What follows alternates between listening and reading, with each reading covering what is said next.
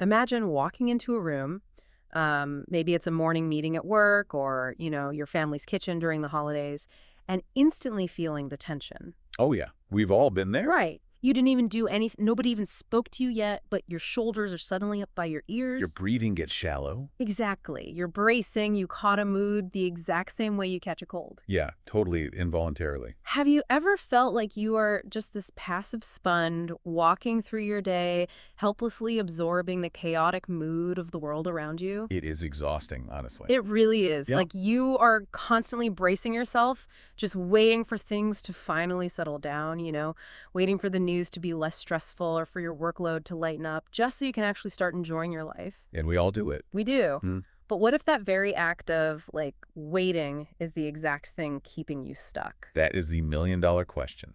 In this deep dive, we are exploring a stack of really fascinating source material about the literal mechanics of perception, focus, and, consciousness. It's heavy stuff, but so practical.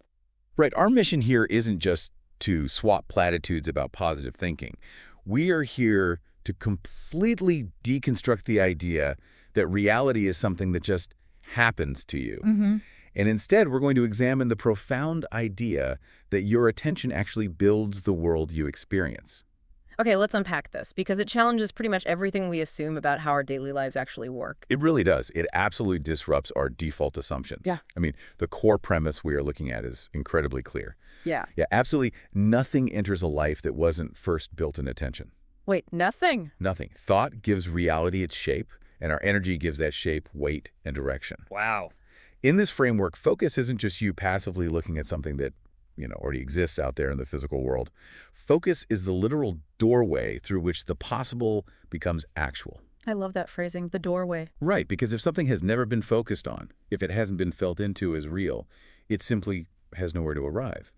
It's physics, really. Yeah. Nothing opened the door, so nothing came through. Okay, right, but we need to ground this. If you are listening to this on your commute right now, we are not talking about staring at a vision board and magically waiting for a sports car to drop into your driveway. No, definitely not. We need to understand how this focus works on a daily, practical level. Because usually we think of the inner world, like our private thoughts, our anxieties, and the outer world, the physical stuff happening around us, as completely separate countries. Like there's a wall between them. Exactly. We think there is a hard border. But the argument here is that the inner world isn't just a private commentary running alongside the outer world. It is the actual lens through which the outer world is met. Yes, exactly. And think of how a contracted mind meets the world. What do you mean by a contracted mind? Well, if you walk around with a body that is braced for impact, your nervous system is physically reading even the quiet, peaceful moments as just, the held breath before something inevitably goes wrong. Oh man, the waiting for the other shoe to drop feeling. Precisely. You can't even enjoy the silence because your lens is tuned to detect threats. Wow. Conversely, a heart resting in trust keeps finding reasons to trust. And this isn't because life is somehow rigged in the trusting person's favor. It's because trust is the instrument doing the looking. It's the instrument. Okay, I see. Yeah, an instrument can only register what it is specifically built to detect. I love that instrument analogy. It immediately makes me think of a social media algorithm, but for your brain.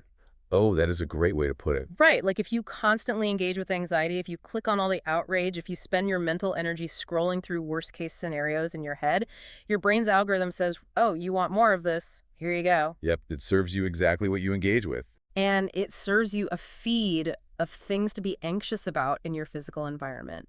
You start noticing every slight, every danger, every problem, while literally overlooking the good things. What's fascinating here is that the algorithm analogy is neurologically accurate. Wait, really? It's not just a metaphor. Not at all. If we want to understand the how behind this, we can look at the reticular activating system, the RAS in the brain. The RAS, okay. Yeah, it's this network of neurons at our brainstem that filters out unnecessary information so only the important stuff gets through to your conscious mind. Oh, so it's a literal filter. A literal physical filter. When you focus intensely on threats, your RAS literally deletes data that doesn't fit that profile. It deletes it. It filters it out entirely.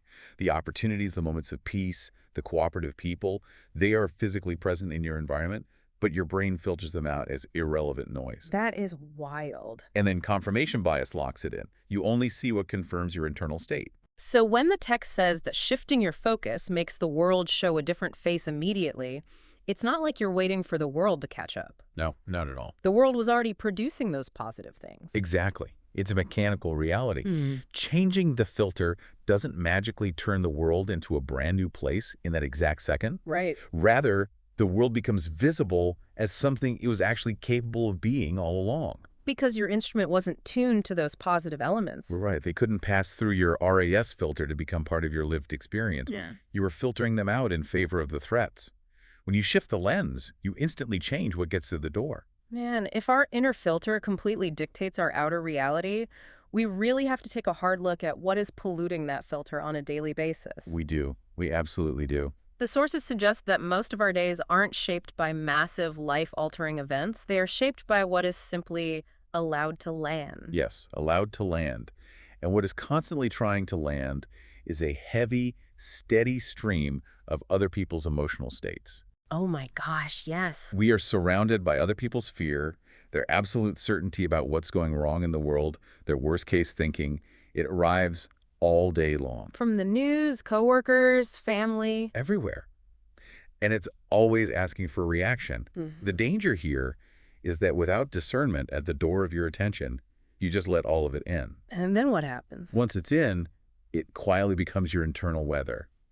After a while, you can't even distinguish that external anxiety from your own authentic voice. You just catch a mood from a news broadcast or a tense meeting and call it staying informed. Exactly. But the required shift we are exploring isn't about burying your head in the sand, right? It's about shifting from absorbing, like just catching whatever mood is in the room, to emitting, generating a tone instead of just catching one. Yes, emitting is the key. But I have to push back on this because constantly guarding the door of your mind sounds completely exhausting. It does sound like a lot of work. It makes me think of a bouncer at a really busy, chaotic nightclub. If you're that bouncer and you spend the entire night fighting off party crashers, breaking up fights at the door, constantly checking IDs, you're exhausted. You'd be totally drained. And worse, you never actually get to go inside and enjoy the party. Is that really the goal here? Just constant, tiring vigilance? It's a very fair pushback, and it's why we have to look deeper at the mechanics of emitting versus absorbing. First, standing at the doorway of your own attention simply cannot be delegated. Right. You can't hire out that bouncer job. No, you can't. Yeah. Just like no one can do your breathing for you, no one else can do your discerning for you. It's not a flaw in the system, it is the system. Okay, fair enough. But to your point about exhaustion, the goal isn't to be in a constant state of frantic defense. Because fighting the crashers is still absorbing their energy. Precisely. If you are fighting them, you are reacting to them. Emitting is entirely different. House. Have you ever seen someone walk into a chaotic room, maybe a stressful meeting, where everyone is yelling and they don't yell over anyone? Yeah, I have. They just sit down, breathe calmly, and speak in a steady, grounded voice. Within 5 minutes, the whole room lowers its volume to match them. Oh, that is so true. They aren't bouncing the chaos at the door. Their emitted tone simply organizes the space around them. You don't have to fight the crashers if your emitted frequency simply changes the behavior of the room itself. That is such a powerful image.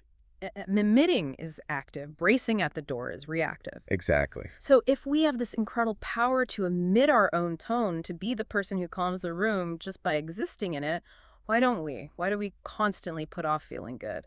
Well, that brings us to the trap of waiting. Waiting. Waiting is incredibly seductive because it disguises itself as a virtue. It feels like mature patience. It feels realistic, like you're being a responsible adult who understands that good things require time and struggle. Right, like paying your dues. Yes. But underneath that waiting is a hidden instruction.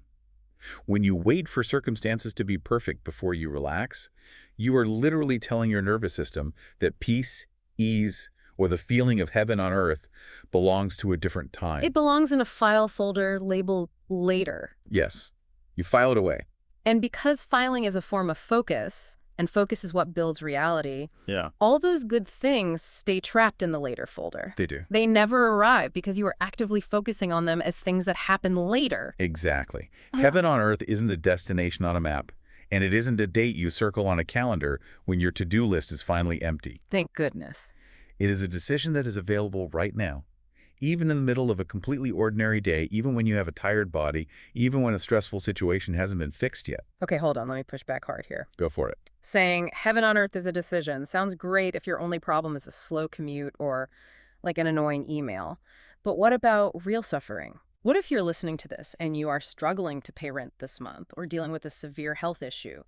Telling someone in real distress to just decide to be peaceful sounds incredibly out of touch, maybe even toxic. I hear that. How does this philosophy survive contact with that kind of real-world suffering?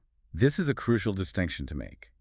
The material we are exploring does not claim that the rent isn't due Oh, yeah. or that physical pain isn't real. Okay. The point is about how you meet that reality. If you are struggling to pay rent, you still have to take action. But do you take action from a state of total panic, absorbing the terror of scarcity, where your brain literally cannot see solutions because your RAS is only filtering for disaster? Right, because the filter deleted all the possible solutions. Exactly. Or do you take action from a state of internal clarity? The decision to access peace right now isn't about ignoring the rent. It's about giving yourself the best possible cognitive and emotional tools to solve the problem of the rent. That makes a lot of sense. The inner story doesn't have to be postponed just because the outer story is currently difficult. Here's where it gets really interesting, though. There is a massive distinction here between the act of convincing yourself and the act of remembering. Oh, absolutely. Because when people hear, choose to be peaceful while you can't pay rent, they usually try to force it. They try to convince themselves they are happy when they aren't. It's fake it till you make it kind of energy. Yeah, I picture convincing, like putting on a heavy, clunky suit of armor. You're trying to protect this fragile, fake, positive mood. You build a case, you defend it against every little doubt, and walking around in that armor is exhausting. It is so draining. Hmm? And if we connect this to the bigger picture, that distinction changes the entire approach to personal growth. How so? The work is not about finding a more flattering lie to tell yourself. You aren't installing a new belief over top of your fear. Remembering, on the other hand, is simply taking the armor off. Taking it off, just dropping it. Yes. It takes no effort because the truth of your inherent well-being, your underlying peace, was given to you at the very start. It's just been covered up. Yes. Yeah? Covered up by the absorbed anxiety, the noise, the conclusions of other people that you adopted as a kid and never re-examined. Remembering lasts longer than convincing because nothing has to be defended against its own evidence. That is profound. You don't have to fight to prove it, you just uncover it. Uncovering instead of installing. But let's look at the things we actively want to change.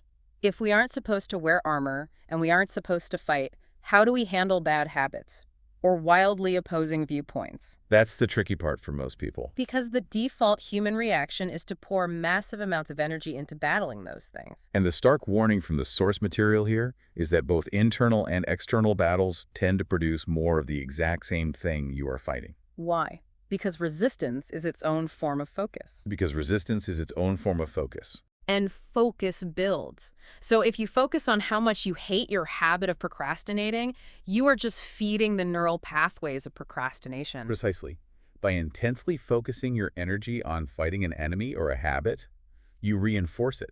So what's the alternative? The alternative presented is a state of simply being, letting forward what the text refers to as the angel's soul self. Which, admittedly, sounds a bit esoteric. Angel soul self sounds like we should all be floating around playing harps. I know, it sounds very mystical. What does that actually look like for someone dealing with a difficult client on a Tuesday morning? Right, let's ground it. It's just a phrase for the part of you that is whole, lit from underneath, and was never at war to begin with. Imagine you are at a coffee shop and the barista is incredibly rude to you. Okay, I'm picturing it. The fighting self, the ego, wants to snap back, to teach them a lesson, or at least silently fume about it for the next 2 hours, totally ruining your own morning. Oh, I've done that. We all have. That's engaging in the battle. But the angel soul self simply observes.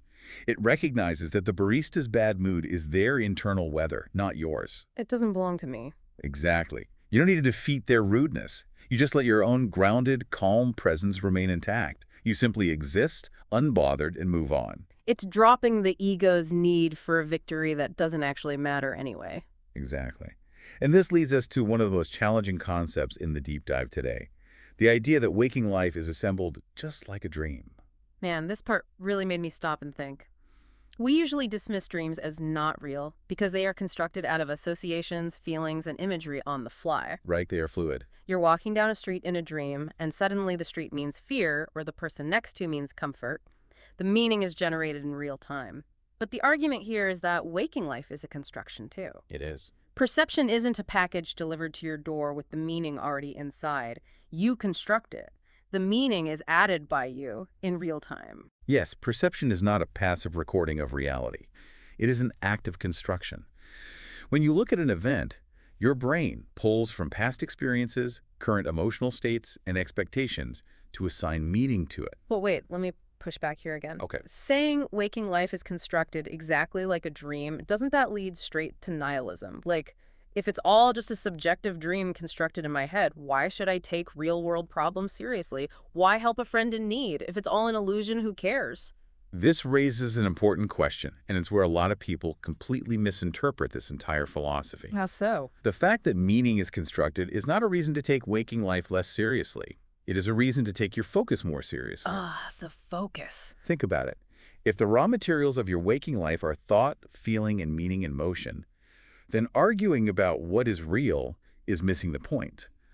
The much more useful question is, out of all the possible realities, which version is being written by my focus right now? Oh, wow. Out of every passing reaction, every old worry playing on repeat, your focus is the thing selecting the narrative thread. Precisely. The idea is that focus finds the single thread that leads to the truest, most expansive unfolding of events.